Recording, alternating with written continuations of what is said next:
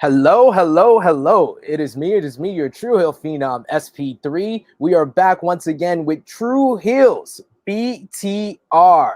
This is where we go between the ropes with some wrestlers, some promoters, some people in the journalism front, but this time we got a very, very, very special interview right here. We bring back one of our favorite co-hosts of all time on Tru Heel Heat. He is one of the co-owners of Battle Club Pro. It is the man, the myth, the legend, Joakim Morales. What's up, Sid? How you doing? I'm doing well, good brother. But you didn't come alone, and I'm very happy that you did. No, I didn't come alone. I had the Scott Hall moment. He didn't come alone. To his right, he has his Kevin Nash. His Kevin Nash right here. One of the other co-owners of Battle Club Pro. We got Mike Sabbz. What's going on, sir? Not bad. How you doing? I'm doing great. Welcome to Tru Heel Heat. Welcome to the YouTube channel. And then behind them, they got the third man. He is wearing the significant letters right there. He is wolf-packed out. He is Ray Red. Come on down. What's up, everybody? What's going on? Yes, good brothers. I am very happy to have all three of y'all. Y'all are the three owners of Battle Club Pro. And if anyone has been following Tru Heel Heat, Battle Club Pro has a very special place in our heart. You guys are the first promotion that we ever sponsored. So you guys are our gem. You are the pioneers when it comes to anything else that we do with any other promotion. It all started with Battle Club Pro. So we're glad to have all three of you with us on our YouTube channel. So before we get into anything, this is a reminder to you, the viewers. Push that like button, give us a thumbs up, let Battle Club Pro show them how much love you got for them. Push the subscribe button as well and the bell to stay notified. And then once you're done with that, jump on over and subscribe to the Battle Club Pro YouTube channel as well. So fellas, what is going on? We are in the middle of a pandemic while we're filming this. So how has your life been reacting to that? We'll start with you, Joakim, since you're the veteran. I'm blessed to still be employed. My job has given me the benefit of being able to work at home. That's been great. I've been able to keep up with wrestling, even though it's been, pretty much all of wrestling has been on hiatus, especially in the Northeast. Other than that, just trying to keep my sanity. This year's been pretty rough on all of us. I stood pretty low for a while, but I realized I need to get back out there, start talking, start bringing that brand recognition back up, let people know we're not going anywhere anytime soon, and we got a lot of special things planned once the world is safe. Oh, that's awesome, man. I love to hear that. Mike, this is your first time on the show, so I want to know from you, I always like to, when I first get to know somebody, know what's your connection to the world of professional wrestling, because we are dedicated to it over here at Tru Heel Heat. I know you guys are dedicated to pushing professional wrestling with Battle Club Pro, but what is your personal connection? How did you discover professional wrestling? It kind of was thrusted upon me because I been watching it further than my memory can actually take me. I'm literally the earliest memory. I can't even remember it. My mother was telling me that my aunt used to babysit me and that I used to bruise her legs from leg dropping her off the arm of the couch, yelling 1-2 Hulk Hogan. I'm assuming it's for Hulk Hogan. So I literally do not remember any of that. So I can honestly say it has been with me my entire life. That's a blessing right there. I discovered it from my grandmother, so I know all about growing up a professional wrestling fan, good brother. So we connected right there.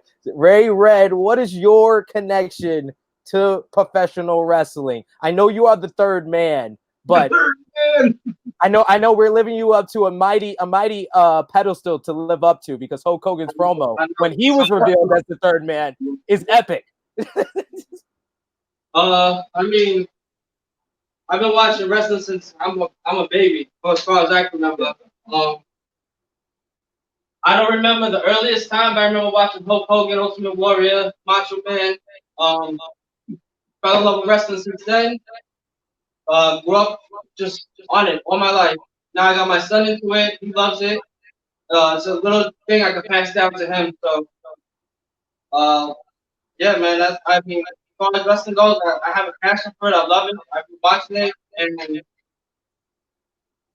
if there's anything I can do besides being a promoter or being part of this team here, I would love to be a wrestler. You know, but you know, I'm already too old for it. But you're never too old. Just ask DDP. Just ask Diamond Dallas Page. He'll tell you. That's true. That's true. Diamond was a little late, but he started at our age. Maybe one day you'll see me in the Battle Club Pro ring. Never know. Things happen. I would love to see it, good brother. So tell me, you guys, how did you guys get into the promoting aspect as far as with Battle Club Pro? Take over here. Yeah. All right, so I just followed him. So, so the you know, as you know, I was on with you before, and I've told the story how Carlos passed it on. Yeah. And once he was having his second kid, he backed away. And immediately he was like, "Yo, Ray wants to do something." Because I mean, I guess the fans might not know, but these guys have always been there since day one. They've always been there to support me, whether I was on commentary or once I took over the reins. And, you know, me and Ray met up and we'd spoken about it. I told him, hey, this is how it is. And it's going to be slow at first. It's going to take a lot of adjusting. But if you really want to help and there's anything that you can do to elevate our game, jump on. And he did. And, you know, like I've done the last couple of shows, giving him props because whatever Battle Club merchandise is out is because he's done it. You know? He's been on the forefront. He's trying to put the gear out there. You know, he really wants. We're working. You know, the meeting that we had was to work to put more merchandise out there so that people can support without us having to do shows. So that meeting happened, and then toward the end, he was like, "Yo, you should talk to Sabbz about it," because I think Sabbz. You know, we're all friends. We're all friends. This is gonna be our 21st year being friends. We all knew each other from high school, so. You know, it just kind of felt natural. Like if I'm gonna pursue my dream, I might as well do it with my brothers, who I've known forever, and we've all loved wrestling, and the connection we've all had came from wrestling. So we met up with Sabbz, and it went from there. And he jumped on the same thing. Like the whole goal is to build a legacy so that we can pass down to generations, but at the same time have an environment that's inclusive and everyone feels safe and it feels like you're being entertained, but you're at a family cookout. So yes, there's crazy wrestling going on, but you know you're home. Even if you're a fan, a sponsor, a staff member, you know, if it's your first time, your 15th time, you just feel home when you're at Battle Club, and that's the goal. And we want to build that. And I've never been shy about what it is I want to do. When you talk about New York City and you talk about New York and you talk about independent wrestling, I want Battle Club to be the name that pops up to your head immediately.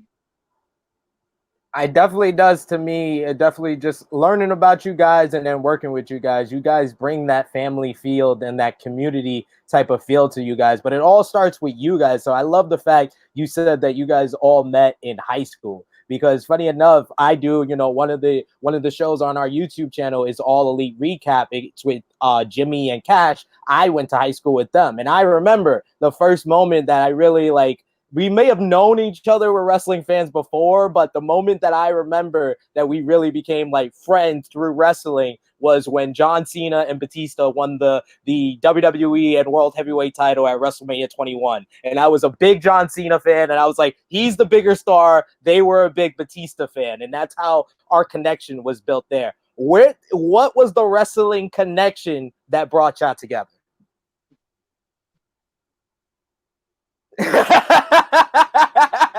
So, we all went to Grady, and you know our freshman year was 1999, And oddly enough, I met Sabbz through a mutual friend that we have no idea where he is anymore. His name was Willie something.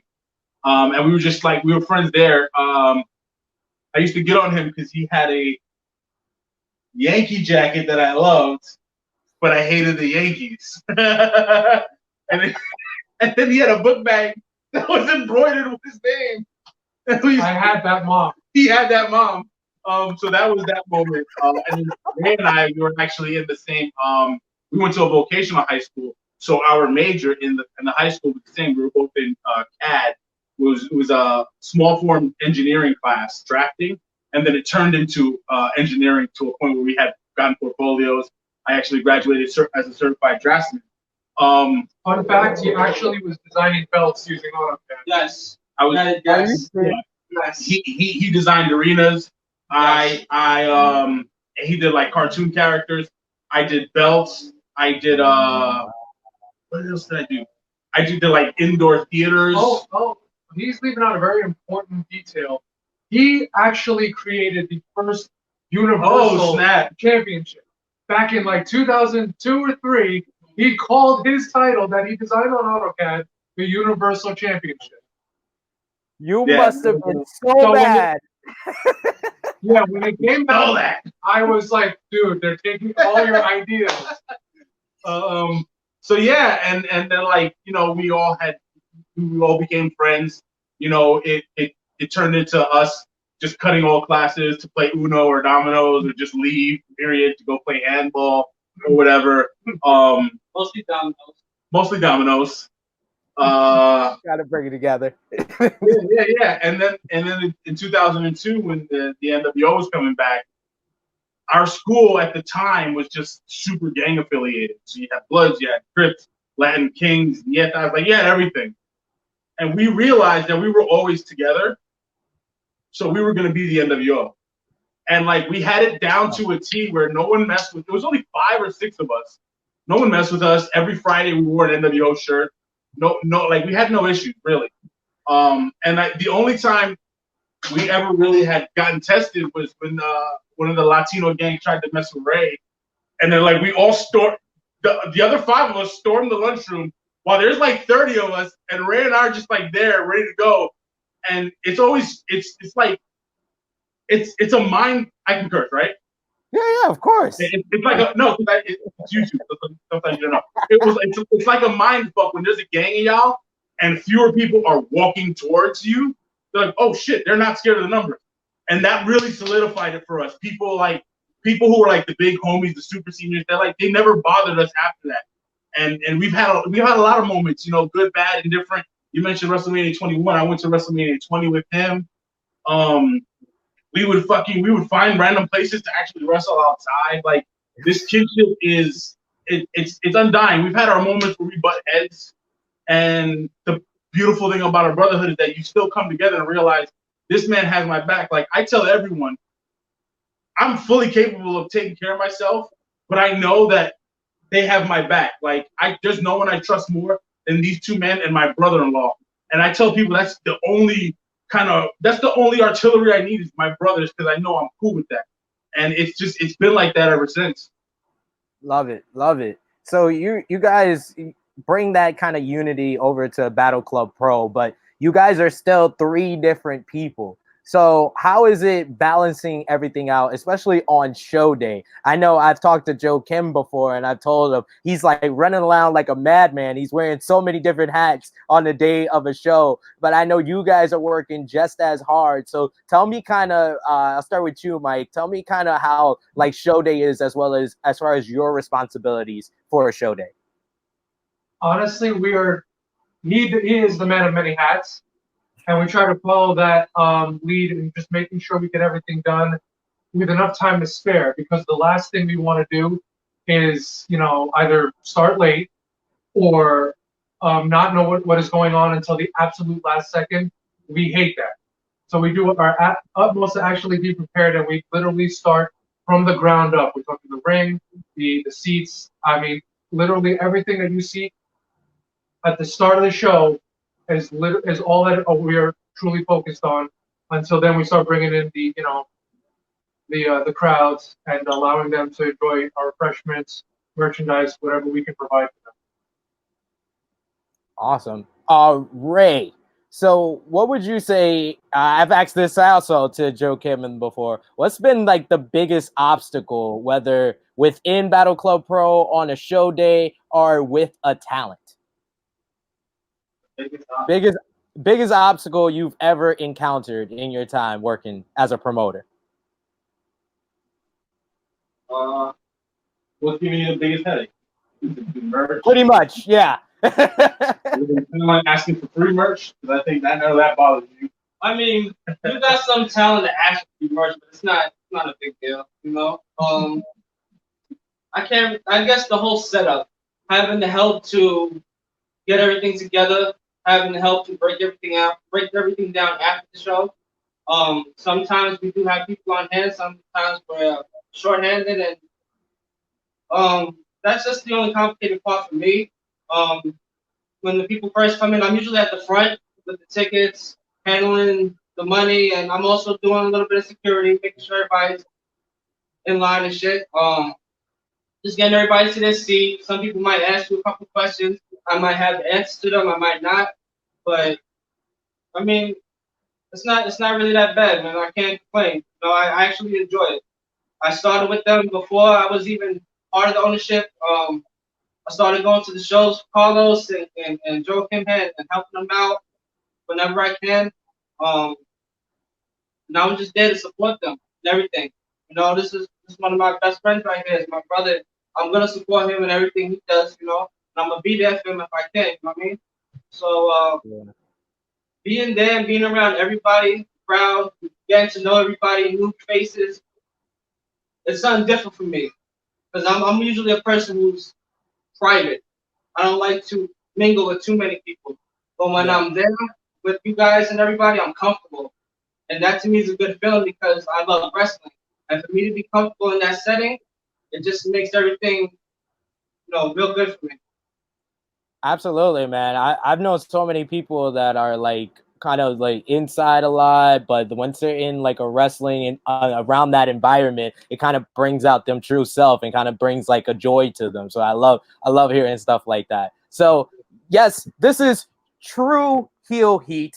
So I gotta ask you guys about heels. So what is your all-time favorite heel moment in professional wrestling? I will give you some times, and I'm just gonna throw examples out. I'm gonna help you. I'm gonna help the brain rattle here. You could say something recent, like Tommaso Ciampa turning his back on Johnny Gargano to break up DIY, or even something more recent, Evil breaking the hearts of all the LIJ fans and turning his back on Tetsuya Naito. We even go old school when Andre the Giant ripped out the chain off of Hulk Hogan's neck, or even my personal favorite, my number one WrestleMania build of all time, the Mega Powers Explode, when Macho Man finally was sick of Hulk Hogan with the lust in his eyes to Miss Elizabeth. So I just throwed a couple of them out there to kind of get your brain rattling a little bit. Who wants to go first? I'm gonna go first, but before I tell you my favorite heel moment, I'm gonna say this. You said it. You've seen me on show days, and I'm running around like a maniac. These two motherfuckers have been the two to stop me in my tracks and say, "Shut the fuck up and let us do something. Let us be productive. Let us take charge of things." And the wonderful thing about a system where there's checks and balances is that I trust them to do so. And we've had those shouting matches, and I've been too much. I know I've been too much. And I apologize afterwards because I never want to come off like that. But I love the fact that they've always wanted to take initiative to be the kind of people I can fall back on so that I don't have to do everything. With that being said, I am going to go with... Why you can't answer? I don't know. You're giving them more time to think about it. I gotta go. I mean, you know me, so I'm gonna go with Punk and the Urn. Oh, Punk and the Urn, like I know his moniker was the best in the world, but we know he wasn't. But the thing is that he's my all-time favorite, and to sit there and literally desecrate the legacy of a manager and wrestler who's been together forever. They're just synonymous with each other. Like that was just, it was spine tingling for me to see. And I saw the match in person. So like it was just watching the build and then getting to see that match paid off. Which, although it wasn't the last match, it was clearly the main event because it was the best match on the card. Best match and one of the best live performances I've seen at a WrestleMania with the Cult of Personality performance.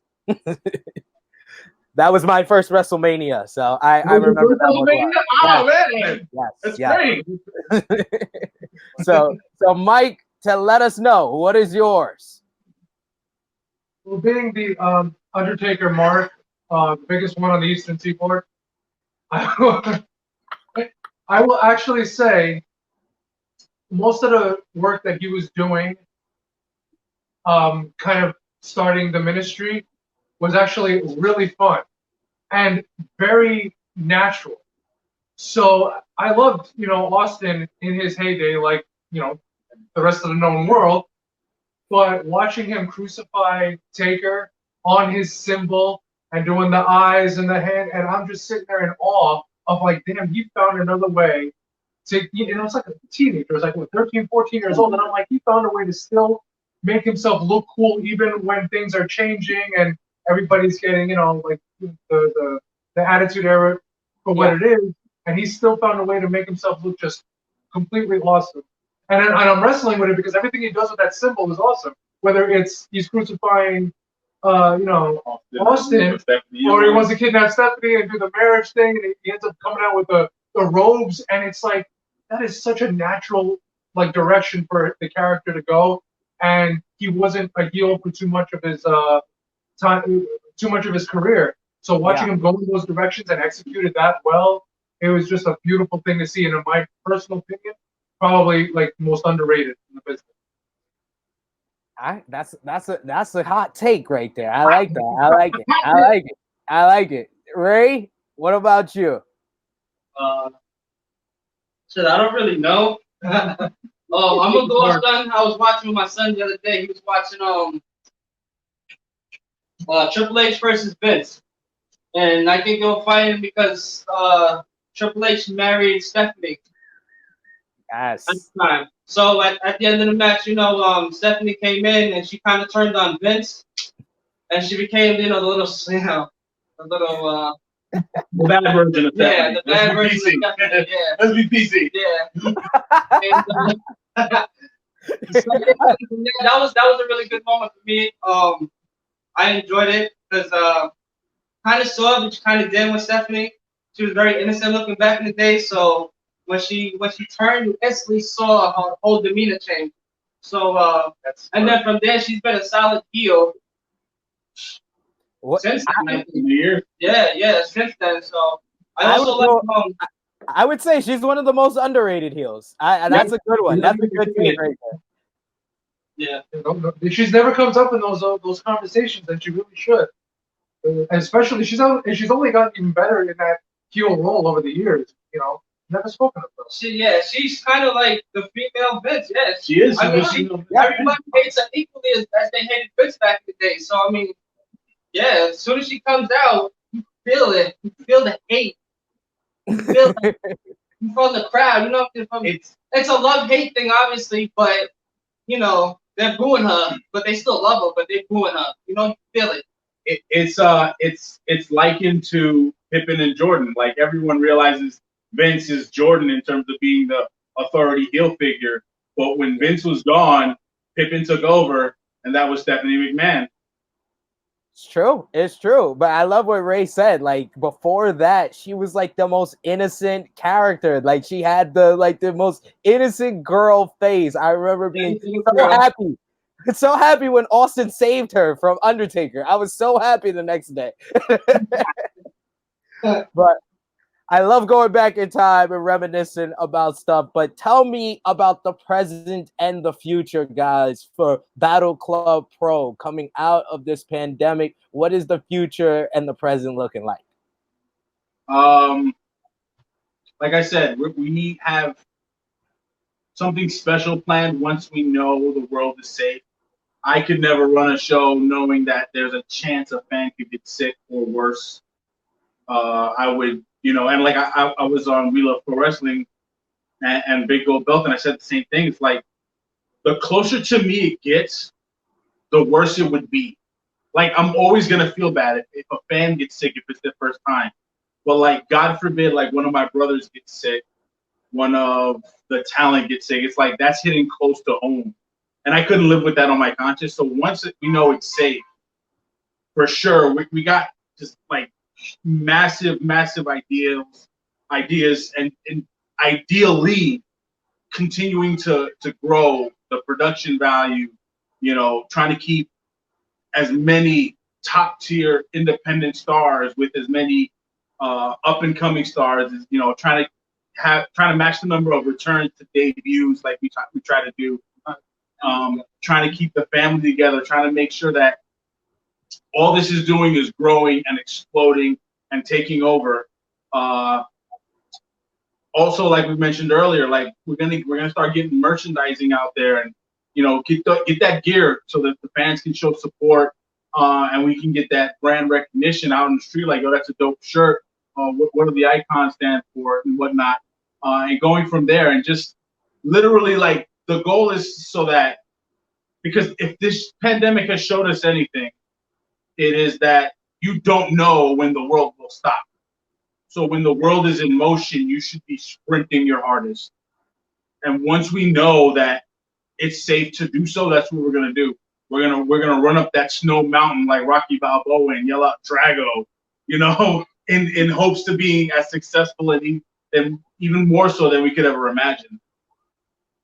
So you guys have been, and I love what you had to say right there. You guys are really kind of doing the right thing. You have to monitor everything. You have to be cautious about it, especially with these large scale gatherings. But you guys have been very vocal. I know you, especially Joakim, online about a lot of other things that have been going on recently. I know you yourself been very vocal about the Black Lives Matter movement. So how would you say like Battle Club Pro is going to address those type of things? You've been using your platform in a very great way and speaking out about these type of things, but I would say, how as the organization or the promotion altogether are you planning on responding?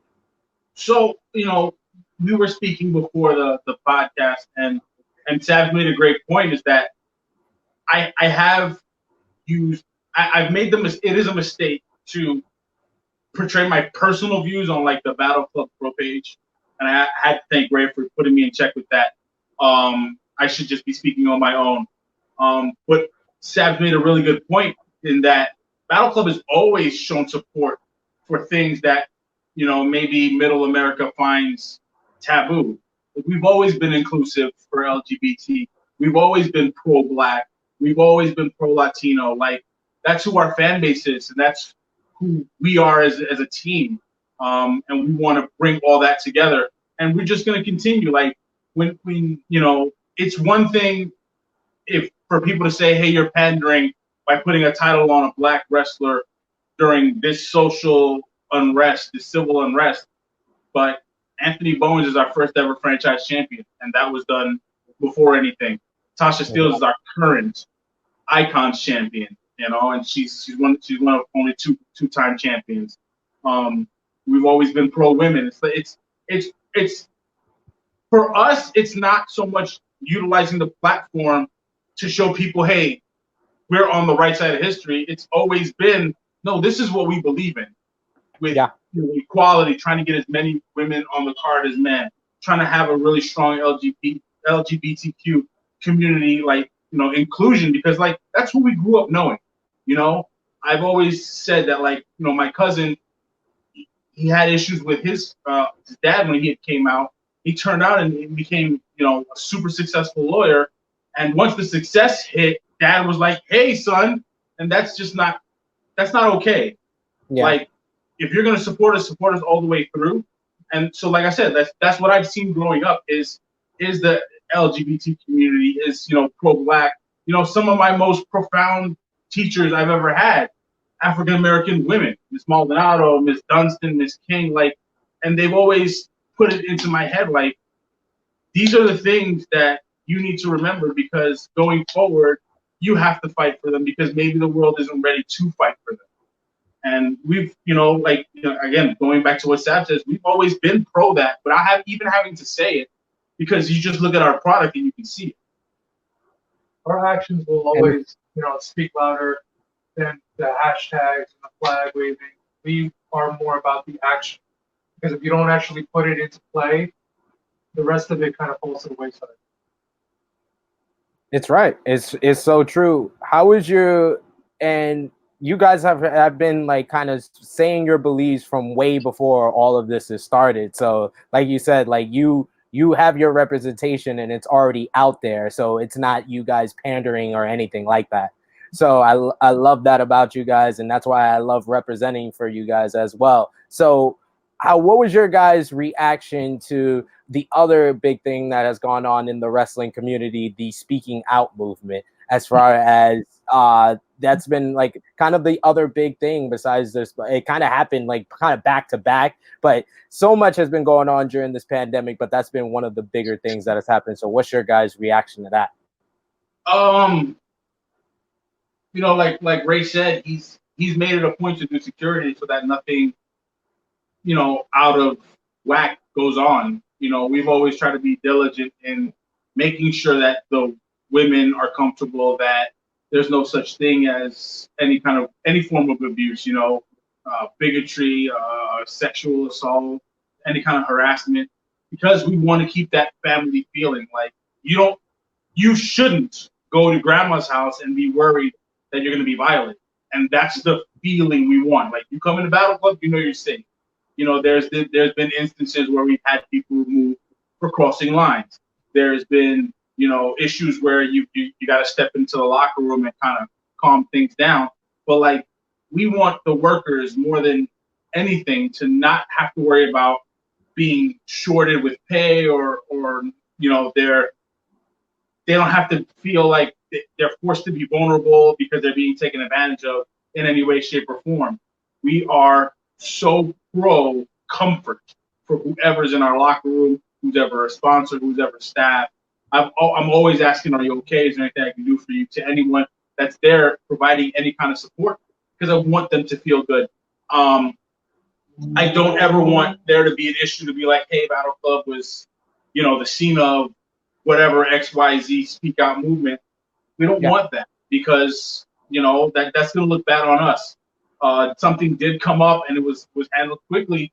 It was our first show. We were in our infancy, and I was driving up to Connecticut, pulled over and made sure I took care of it. And from what I understand, all parties involved were cool. It was a minor incident, and I'm not trying to downplay what happened to the person who was upset about what happened. The day of, there was an apology, but they felt it was within their right, and they absolutely had the right to say, hey, look, this happened, and I still kind of don't feel right about it. So I spoke to that person, and they were cool with the apology. And going forward, just got to be more, visual and diligent and just paying as much attention as you can, so that no one is ever at, in a state of unease because of what could go on. Yeah. You guys have always been on point when it comes to kind of protecting your community. Like you said, you want to make it feel like home, make it feel like you're going into the family house, and you guys are very protective of that. And I've always enjoyed that and never had to worry about any of that when it comes to Battle Club Pro. So I got to bring it back to some with a more lighter question before we wrap things up and I get your final thoughts and everything. I need you guys, for the viewers watching this, to name that one guy or gal in the professional wrestling world that they might not know about, that you feel is about to accomplish big things, whether it's in the rest of 2020, whether it's next year in 2021. I need one guy or gal that might not be known, that might not be a name that they see on WWE, AEW, or a name that they've seen before in Battle Club Pro, or maybe someone they have seen before in Battle Club Pro. I'm not. My answer is very unique. Yes, I think we got to say we do not. So I'll go last. I'm gonna go last. Go ahead. Nah, you guys. I'm going last because my answer is not gonna Darius Carter. Yes. From now to forever. Yes. Darius Carter. Darius He fucking can Carter. do no fucking wrong. Yes, Darius fucking Carter. He approaches every last aspect of this business with integrity and with a passion that I have not seen anywhere else. And his professionalism is through the roof.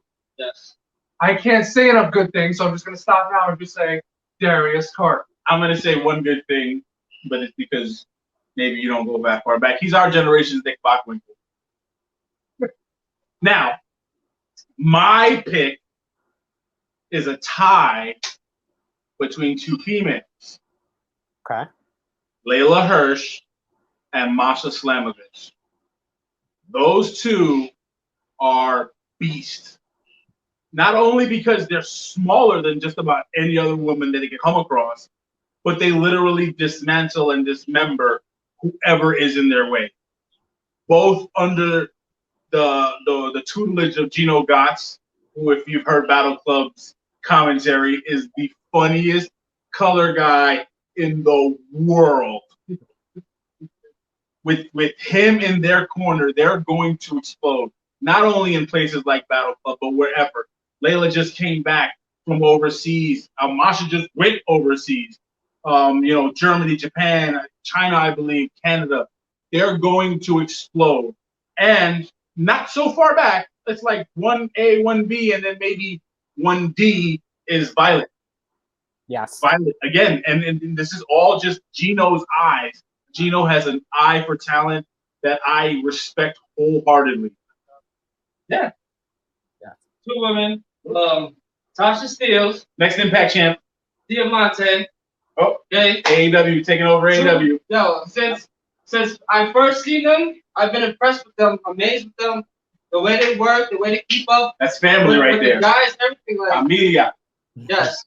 Those are two right there that are gonna blow up. If they're not on WWE, well, soon they're gonna be later on down the line. They're gonna be big names in the wrestling world.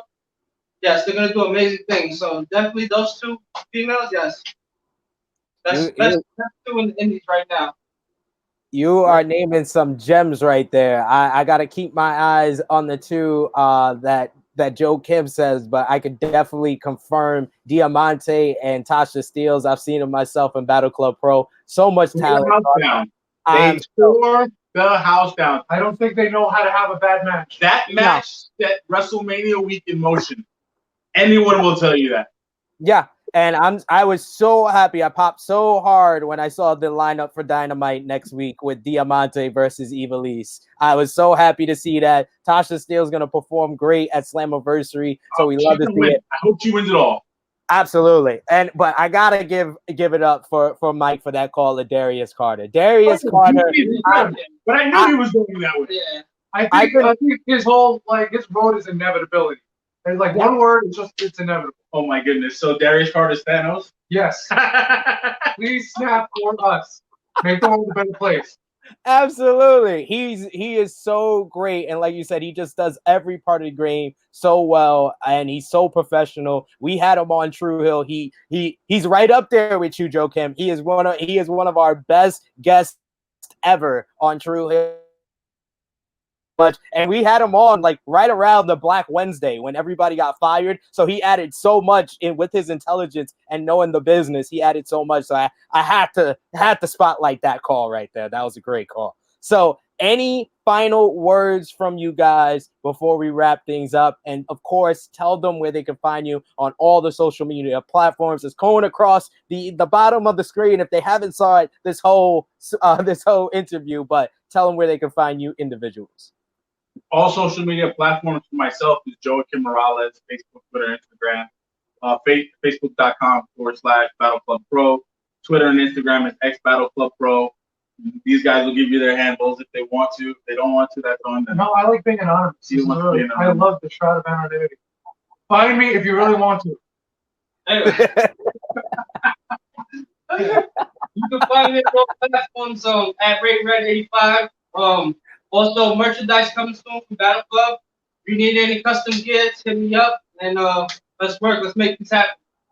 From the bottom of our hearts, we just want to say thank you for every last bit of support Yes. you and the wrestling community have given us.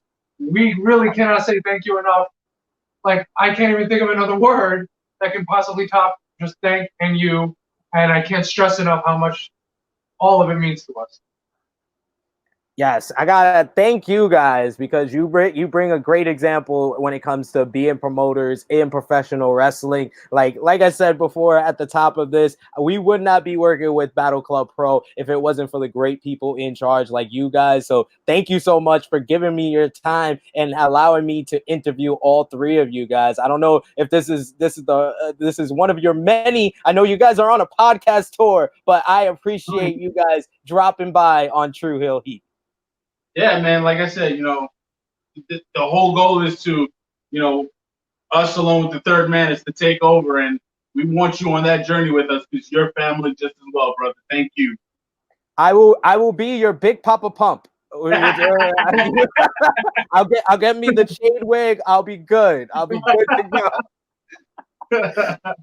So for my good brothers from Battle Club Pro, you already know the tag. It's right there at the bottom of your screen. Go out there and follow them. Go support them. Go purchase that Battle Club Pro merch like Joakim is wearing right now. And be on the lookout. Make sure you're on top of all their social media for all the current updates on Battle Club Pro. So for Ray Red, for the good brother Mike Sabbz, for Joakim Morales. You guys know what to do. Push the like button, push the subscribe, and the bell to stay notified. It is me, your Tru Heel Phenom SP3. This has been Tru Heels BTR with the pioneers of Battle Club Pro. Signing off until next time. Peace.